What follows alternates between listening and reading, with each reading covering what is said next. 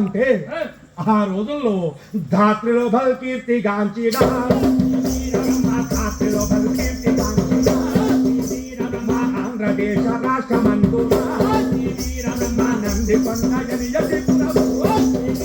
నాగార్జున గిరి సమీపము జనుమధుల వీరబోధుడు జనుమహాత్ముడచ్చటగలడు. అది నందికొండపురి పట్టణము. నందికొండ అక్కడున్నారు ఇరువురు పుణ్య దంపతులు. వాళ్ళెవరు? వాళ్ళు విశ్వబ్రాహ్మలే. వృత్తి మనుబ్రహ్మ ఇనుం పని చేసేవాళ్ళు, కమ్మరాచారులు. వారి పేరు యనమదల వీరభోజయాచారి, ధర్మపత్ని వీర పాపమాంబ. వాళ్ళ ఇంటి పేరు యనమదలోళ్ళు, ఆయన గారి పేరు వీరభోజయాచారి, ధర్మపత్ని వీర పాపమాంబ. వాళ్లకు లక్షైశ్వర్యము అష్టైశ్వర్యము అద్భుతంగా ఉన్నది. ఒక్కటే తక్కున్నది. ఏమిటా ఒక్కటి? సంతానము లేని లోపము. సంతానము లేని లోపము సరిగతా పూరించరవినుము. వాళ్ళకంత ఐశ్వర్యం ఉన్నప్పటికీ సంతానము లేదు, కొడుకులు బిడ్డలు లేరు. లేక ఒకనాడు భార్య భర్తను ఉద్దేశించి స్వామి స్వామి ఏం చేసుకుందామండి? ఈ సంపద, ఈ భూములు, ఈ జాగలు మన్నా తానక మన వినుమని తరగబలికి నాదే.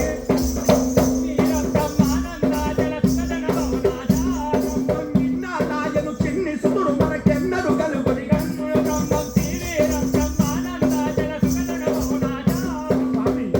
ఏం చేసుకుందామండి? ఐశ్వర్యమంతా మన కొడుకుల, మనకు బిడ్డల సంతానమే లేకపాయ కదా. ఓసు పిచ్చిదానా, ఏం మాట్లాడుతున్నవే?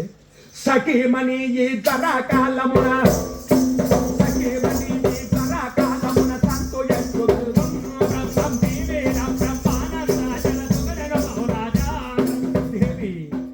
సంతానం అంటే మనం కావాలనుకుంటే దొరికేదా? పరమాత్మ యొక్క కృప కావాలి, పరమాత్మ యొక్క కరుణ కటాక్షం కావాలి. అది కాదండి.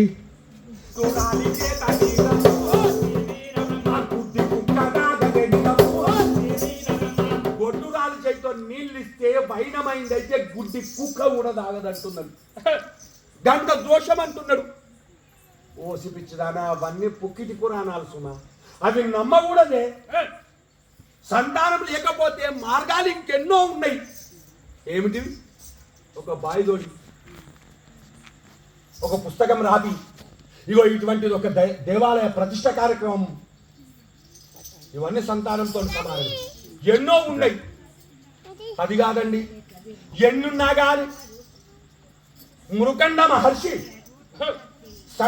సత్యలోకములకు వెళ్ళినప్పుడు సంతానహీనుడని చెప్పి వెళ్ళగొట్టలేదా అనండి? ఓహో, ఇది ఒకటి దొరికినాదైతే నీకు. అవును, వెళ్ళగొట్టిండు. అయితే ఏం చేద్దామంటావు? వాళ్ళు చేసిందే మనం చేద్దాం. వాళ్ళు ఏం చేసిండ్రు?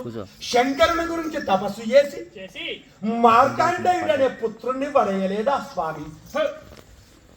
అందుకని మనం కూడా కొన్ని తీర్థయాత్రలు తిరుగుదాం.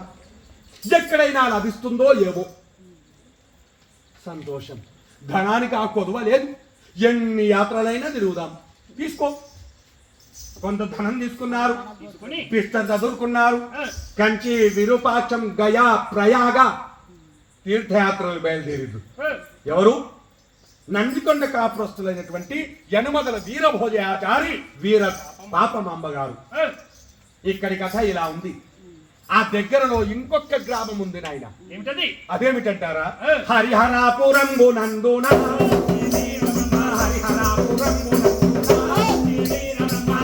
విశ్వకర్మ గుణమున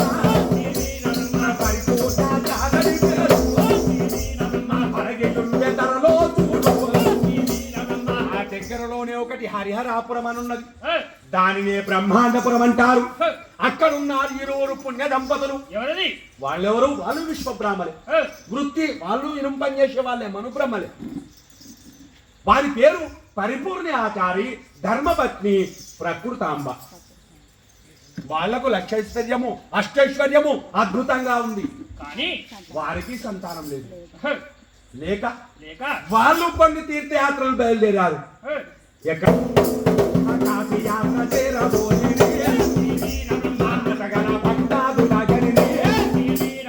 వాళ్ళు కాశీ యాత్రకు వెళ్ళారు.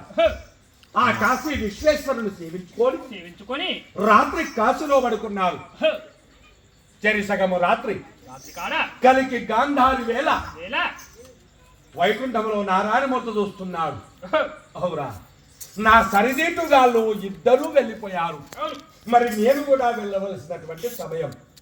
అదిగో భక్తులు నా కొరకు వేచి చూస్తున్నారు అని ఆ నిద్రించినటువంటి యొక్క ప్రకృతాంబకు స్వప్నములో దర్శనమిచ్చాడు స్వామి. స్వప్నమనగా అందరు చెప్పచ్చు, దగ్గరలో నేను చెప్తాను, పెట్టుకొని దాచిపెట్టుకోవాలి, అన్ని ఒకటేసారి చెప్పేస్తామా. మా ప్రకృతాంబ, మీరు ఎన్ని తీర్థయాత్రలు తిరిగినా కానీ మీకు సంతానం అభిలాష దొరకదు తల్లి. కానీ స్వయంగా నేనే నీ గర్భాసమందు జన్మిస్తాను గాని ఇహపరములు రెండున్నాయన్నాడు. ఏమిటి? నేను ఎప్పుడైతే నీ గర్భాసములో జన్మిస్తానో వెంటనే నీ భర్త పరమ పదమునకు పోతాడు. మరి నా మొగడు నచ్చిందని చెప్పి దుఃఖపడతావా, లేక నాకు సంతానం కలిగిందని చెప్పి సంతోషపడతావా చెప్పమన్నాడు. దిగ్గున లేచింది ప్రకృతి, భర్త దగ్గరికి వెళ్ళింది. స్వామి స్వామి, ఏమి ఓ కలవడ్డదండి. ఓసి పిచ్చిదానా, కొత్త జాగల పడుకున్నప్పుడు కళలు పడాయే. స్వామి, పడ్డది పిచ్చి కళ కాదండి. పిచ్చి కళ పడితే మిమ్మల్ని లేపేటందుకు నేనేమన్నా పిచ్చిదాన్నానండి. శంకు చక్ర గదాధారి అయినటువంటి యొక్క నారాయణమూర్తి నాకు స్వప్నములో దర్శనమిచ్చాడండి. ఆహా, ధన్యురాలివి దేవి. స్వామి స్వయంగా దర్శనమియ్యకున్నా నీకు స్వప్నములోనన్నా దర్శనమిచ్చిండు. నీ జన్మ ధన్యం. ఏమన్నాడేంటి? అనడమేముందండి, మనం ఎన్ని తీర్థయాత్రలు తిరిగినా గాని మనకు సంతానం అభిలాష దొరకదట. కానీ స్వయంగా తానే మన గర్భములో జన్మిస్తానన్నాడండి. ఎన్ని జన్మాల పుణ్యము దేవి. భగవంతుడే సంతానంగా లభిస్తుందంటే పో, కోరుకోపో. అది కాదండి, ఇంకొకటి అన్నాడు. ఏమిటి? ఆయన ఎప్పుడైతే సంతానంగా లభిస్తాడో వెంటనే మీరు పరమ పదమునకు పోతారటనండి. దేవి, పరమ పదం అంటే నవ్వాలి కానీ ఏడుస్తున్నది ఎందుకమ్మా? స్వామి, పరమ పదం అంటే మీరు చచ్చిపోతారు. ఓ చూపించదాన్న, నాకు తెలియదా? పరమ పదం అంటే చచ్చిపోవడం నాకు తెలియదా? ఏమంటుండు? ఏమైంది ఆయన? చచ్చిపోయిండు అంటే అర్థం ఏంటి? చచ్చిపోయిందంటే అర్థం ఏమిటి? సచ్, అది హిందీ పదం. సచ్ అంటే సచ్ బోల్ రౌండ్ దేకో అంటారు. సచ్ అంటే నిజం. సచ్ అంటే నిజం. పోయిండు, డాడీ పోయిండు, నిజమైనటువంటి జాగకు పోయిండు. చచ్చిపోయిందంటే అర్థం అది. ఇదంతా అబద్ధమే. కొందరు 10 అన్నారు, కొందరు 11 అన్నారు, కొందరు 33 కోట్లు అంటున్నారు. రోమానికి ఒక్క రంధ్రం ఉన్నది, కానీ పెద్దయి 10 దర్వాజాలు ఉన్నాయి. ఆ ప్రాణం పోయేటప్పుడు ఏ దర్వాజాలకి వెళ్ళి అవతల పడుతుందో అని. అందుకే చావంగానే ముఖం వికారం అయిపోతుంది. దగ్గరున్న వాళ్ళు అన్ని కళ్ళు పండ్లు ఏదన్నా, వాడు కళ్ళు ఎలా పెడతాడు, వాడు పండ్లు ఎలా పెడతాడు. చావంగానే ముఖం వికారం అవుతుంది. చచ్చటోడు ఓ నోట్లకెళ్ళి పోతుంది, ఓ కళ్ళకెళ్ళి పోతుంది. ఆ ఏ దర్వాజాలకి వెళ్ళి అవతల పడతాడో అప్పుడు ఆ దర్వాజా ఫుల్ అయిపోతుంది. ఒక్కొక్కడు వాడు కళ్ళెలా పెట్టే, వాడు పళ్ళెలా పెట్టే. ఈ అగ్ని సాక్షిగా పుస్తకట్టిన భార్య ఎవరైతే ఉంటారో వాడు దావంగానే ఆమె తలకాయ కాడ కూర్చుండేది. వాడు ఆమె వంతు తీసుకోపోయా తలకాయ కాడ కూర్చొని పెట్టారు. వాడు తలకాయ కాడ కూర్చుని ముఖం చూస్తే ముఖం వికారంగా ఉంది. ఈమె భయపడుతుంది. ఓన్యాలు ముడభయ వీడు దయమైపడతాడు ఆయన నాకు. అని ఆ తలకాయ కాడ కూర్చుంటే ఏమంటుంది ఆమె? ఓ అన్నో నాయన జర ముఖం మీద బట్ట కప్పండి, పిల్లలు భయపడుతున్నారు. ముందుగా ఆమెనే భయపడుతున్నాడు కూర్చుంటకు, కానీ పిల్లల మీద వెళ్తుంది. బంగ్లేకో దగ్గర బాధే, అది ఏ దర్భదరికి వెళ్ళి అవతల పడుతుందో. మొదట బట్ట లేదు, తుదిన బట్ట లేదు, నడమ బట్ట గట్టన్నగు బాటు కాదటే. వచ్చినప్పుడు బట్టతో వచ్చినవా, పోయేటప్పుడు బట్టతో పోతున్నావు. నడిమతల కట్టుకున్నావు, నలుగురు భయానికి నడమంగా ఇడిచిపెట్టిపోతున్నావు. ఆ చెట్టు కింద ఉన్న ఆయన ఆత్మ ఎప్పుడో వెళ్ళిపోయింది. అలా ఆ తల్లి పిల్లవాడిని అక్కడ ప్రాణం ఇచ్చి కొండలు ప్రద్దలయ్యేలాగా ఏడుస్తున్నది. ఆ అరణ్యంలో రాత్రి 2:30 గంటలకు స్వామి జన్మించింది. ఆ రాత్రి ఏడుస్తుంది. ఎవరు రావాలి మరి? అంత అరణ్యం లోపట ఎవరు వస్తున్నారు? సమయానికి వస్తున్నారు. ఒకరు అంబుదిధరుడు వచ్చెను చూడు, అంబుదిధరుడు వచ్చెను చూడు, అత్రిముని వారుండని పేరు. ఆయనను అంబుదిధరుడు అంటారు, ఆయనని అత్రి మహర్షి అంటారు. ప్రతిరోజు 4 గంటల రాత్రి కాడ గంగా స్నానానికి అంటూ వస్తాడు ఆయన. గంగా స్నానం అంటే గంగలో ఆయన చేస్తాడు. గంగ ఎప్పుడు స్నానంతోనే ఉంటుంది, ఆయన చేసిపోతాడు. ఆ వేళ మడిపంచ చక్కలో పెట్టుకున్నాడు, స్నానానికంట బయలుదేరింది. ఈ అరణ్య ప్రాంతానికి రాగానే మనుజకాంత రోధన వినెను, మనుజకాంత రోధన వినెను, కనికరించి నటనకు తెరెను. ఈ ఏడుపు వినబడ్డ దీనకు, ఇంత రాత్రి కాడ ఈ అరణ్యములో ఎవరో ఆడవాళ్ళు ఏడుస్తున్నారే అని ఆ దిశగుండగా బయలుదేరి వెళ్ళాడు అత్రి మహర్షి. అక్కడికి వెళ్ళేసరికి పిల్లవాడు అక్కడ పాడవైచున్నాడు. ఆ పిల్లవాడిని చూస్తే పంచవన్నెలుగా మెరుస్తున్నదట. అత్రి మహర్షి చూచి, ఆహా స్వామి, పాపారయుగం చాలించుకొని కలియుగానికి వచ్చినవా తండ్రి? తల వంచి ఆత్మ నమస్కారం చేసుకున్నాడు అత్రి మహర్షి. అప్పుడు ఆ అమ్మ దిక్కు తిరిగాడు. ఎవరమ్మా? ఓ తల్లి, నారీ దుఃఖంబు నాకు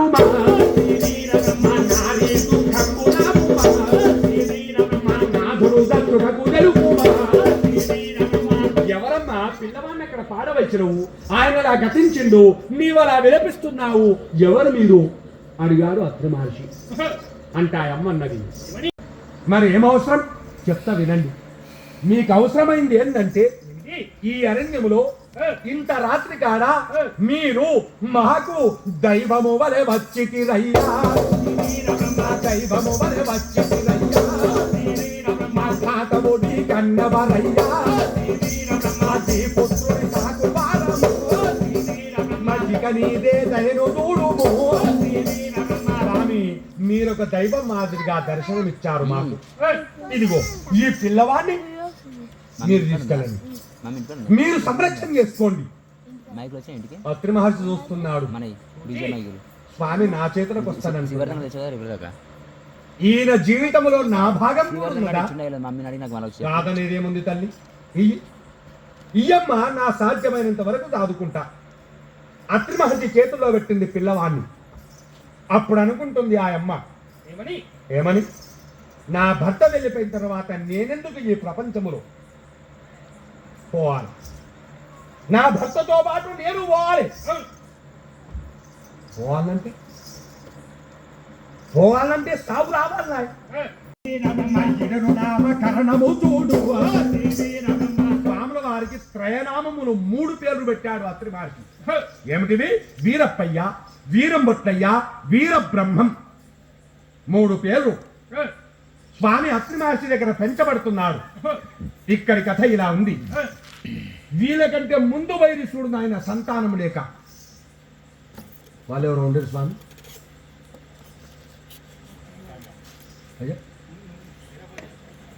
శబాష్. నందికొండ కాపురస్తులైనటువంటి యనమదల వీరభోజయాచారి వీర పాపమాంబ గారు మొదలు పోలేరు ఆ సంతానం కొరకు. సర్వ తీర్థయాత్రలు తిరిగిండు, మరి సంతానము దొరికిందా? చెప్పిన వాళ్ళు కూడా లేరు. తీసుకపోయిన కాడికి సర్వతపాలు ఒడిచిపోయినాయి, బరవలకగైంది. ఉన్నదొడిచినాక ఇంకేముంటుంది. తిరిగి వెనుకకు వస్తున్నారు. ఇక ఇంటికి పోయి మళ్ళీ కొంత ధనం తీసుకొని ఇంకా మొదలు పెట్టాం అని తిరుగు ప్రయాణం అయ్యారు. ఎక్కడికి వచ్చారు? సరస్వతి నదికి చేరగా, సరస్వతి నదికి చేరగా సాయంత్రం వాయను బాగా. వాళ్ళు సరస్వతి నది ఒడ్డుకొచ్చేసరికి సాయంత్రము రాత్రి చీకటి అయిపోయింది. అరే ఈ చీకట్లో ఈ అరణ్య ప్రాంతంలో అన్ని పెద్ద పురులు సింహాలు ఉంటాయి. ఎందుకు ప్రయాణం? వద్దు, ఈ రాత్రికి ఎక్కడైనా తలదాచుకుందాం. మరి ఎక్కడ బాగుంది స్థలము అని చూస్తుంటే ఈ అత్రిమాల శాస్త్రం కనపడ్డది. అరే ఇక్కడ ఏదో వెలుతురు కనపడుతుంది, ఇక్కడికి పోదాం. అత్రిమాల శాస్త్రమానికి వెళ్ళాం. అత్రి మహర్షి చూసి వీరభోజయాచారితో, ఏ గ్రామ నివాసులోయ్యా, ఏ గ్రామ నివాసులోయ్యా, ఎక్కడి నుండి